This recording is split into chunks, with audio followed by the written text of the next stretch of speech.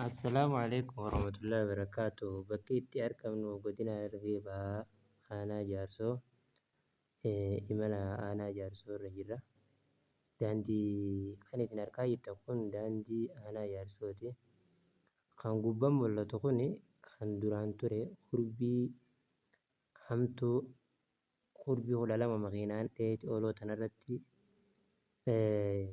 maarshiin naqadhaa yoo jee makiinaan gadi baaniif booda deebi'a.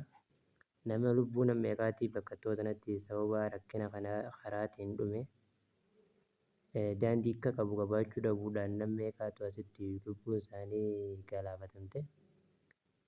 Sanuma wajjin gaa amma jijjiiramni dhufaa jira. Gaarri kun gaara dheeraadha kan guddaadha.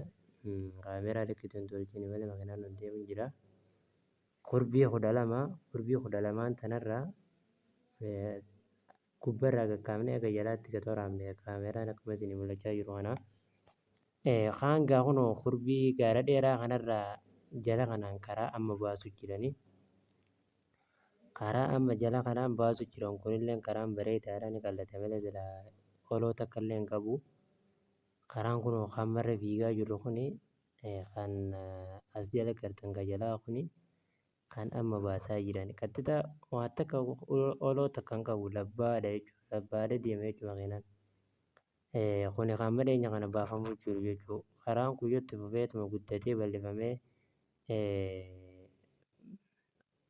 moggaadhatti xiqqoo wanni hamtuu gaa makiinaan yoo gaggeesse hin dhaabbatu malee ati gaara jala maxxanee gama gadii kanaan qaxxituma bakka tokko bakka jedhamtu keessa bahee aanaa Jaarsootti seena. Karaa kuduraadhaan makee karaan kun karaa bareedaa. Biyyi tun biyya rakkina rakkoo bu'aa bahii meeqa keessa dabamte. Amma makiinaan nuti haa jirru kun har'a numaa naannoo Harariitti irraa fudhatee qoteeni makiinaan kan kuduraa naannoo Harariitii fi Obarraa Teezerjiituu dalagu. Makiinaan naannoo Hararii hin jiru naannoo Harariitii fi Jaarsoo jidduu dalagu Jaarsoo qattee jira. Makiinaanis Kombolcha bira dabruu didee jira maaliif rakkina karaatiif jecha jechuudha. Akkasuma wajjin gaagatii qaala'otti tanaa wajjin wal qunnamee bakka bu'aa bahii waa hedduu jira rakkoon himamtee hin dhumtu jechuudha. Akkuma argaa jirtan kana karaan kun hedduu takka nu yaachisaa ture. Makiinaan manaas hin dhayitu motorri bichaan ni deema baay'ee hin baatu. Qeyyira siraa qayyaan sanni fakkaata dhugaa rabbii addunyaarraa sanni fakkaata. Maaliif yoo jettan makiinaan motorri jabaatu ol ba'a malee makiinaan da'iifni motorri isaa laafaa ifiinuu ba'uu hin danda'u. Makiinaan dinnichaa baatee deemu meeqaatu ichi gubbaa ka'ee gadii sanatti dhaabbate lubbuu nama meeqaatii qisaasame jechuudha. Biyyi tun walumaa galatti rakkinni hedduu qabdi. Ifaas hin qabdu akkasuma daandiis hin qabdu. Kunoo gaa amma bakka tam geessee jirti? Bakka makiinaan dhabamuu geessee jirti jechuudha. Namtichi kun amma karaan beeku nuutu fuudhee geesse tiraafika hunda bakka nuti dabarsaa geesse numaaf fideessi. Maaliif attana hunda akkas goone rakkina karaa dhabaatirraa jechuudha. Rakkina karaa dhabuurraa kan ka'e. Akkasitti bu'aa bahii meeqa keessa baanee amma galla naannoo Hararitti aanaan Jaarsoo karaan eegalamee jira har'aa xumuramuu godhee jettan akkasumaanuu eegalamee jira. Wanti kun kan itti fufuu taate waan hedduu takka bareedaadha waan namatti tolaatiin jettanii biyyi teenya waan biraa dalagattee ni guddatti.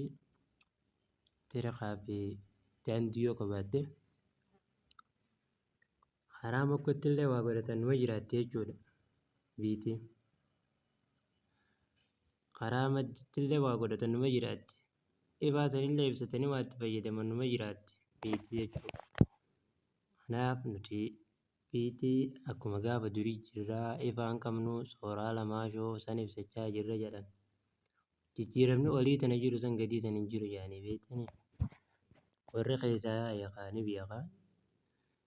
Jaarsoonni fi bu'uugaa magaalaa guddittii dur turte amma garuu tattiin xiqqoo turte والله nama dhiba bakka namoonni siitilleen qabaataan ni jira, barataan ni jira, hayyuun ni jira, ulamaa'een achi keessaa burqanii biyyoota silaa nama oomishuudhaan sadarkaa tokkoffirra jirtu.